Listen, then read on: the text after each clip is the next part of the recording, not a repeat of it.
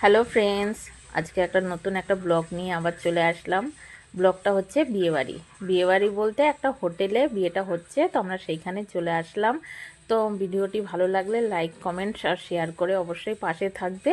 তো চলো দেখা যাক পুরো ভিডিওটি।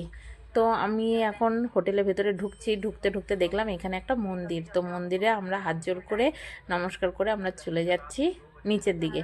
তো বিয়ের পার্টিটা হচ্ছে হোটেলের বেসমেন্টে। তো আমরা বেসমেন্টের দিকে ঢুকে যাচ্ছি। প্রথমে তো ছেলে মেয়েগুলো চলে গেল, তারপরে আমি এক এক করে আস্তে আস্তে নামছি।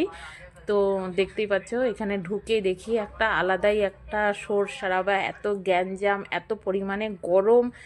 আমরা বাড়ির থেকে এত কিছু পরে এসেছি, শল টল গায়ে দিয়ে এসেছি, ভেবেছি কি না কি ঠান্ডা হবে, কিন্তু ভেতরে আসার পরে দেখছি যে না, পরিবেশটা বেশ ভালো, গরম আছে।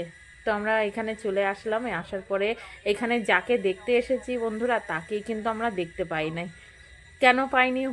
বউ এখনও রেডি হয়নি। আমরা এসেছি 8:30-9টার দিকে এসেছি। আমরা অনেকক্ষণ থেকে ঘোরাঘুরি করেছি, অনেক কিছু খাবার খেয়েছি। এখানে খাবারের মধ্যেও প্রচুর আইটেম রাখা ছিল, চাউমিন, তারপরে হচ্ছে টিক্কি, তারপর ফুচকা, তারপরে দই ভাল্লে, পাপড়ি চাট, অনেক কিছু আইটেম ছিল, যা সন্ধেবেলার আমরা নাস্তা টিফিন এগুলো করেছি।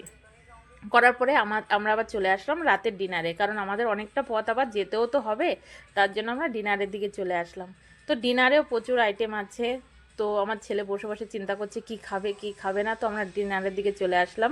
এখানে ফ্রাইড রাইস আছে, তারপরে আছে ডাল মাখনি, তারপরে সোয়া চপ। তোমরা জানো কি না জানি না, তো যদি জেনে থাকো অবশ্যই কমেন্ট করে জানাবে। তো সোয়া চপ আছে, তারপরে আছে ছোলে পুরি, তন্দুরি তন্দুরি রুটি। তো অনেক কিছু আইটেম, রায়তা, আমার যা যা কিছু মনে আছে আমি সেই বলছি। অনেক কিছু আইটেম, অবাঙালি আইটেম, অতটা জানি না। তো আমার আজকের ভিডিওটা এই পর্যন্ত।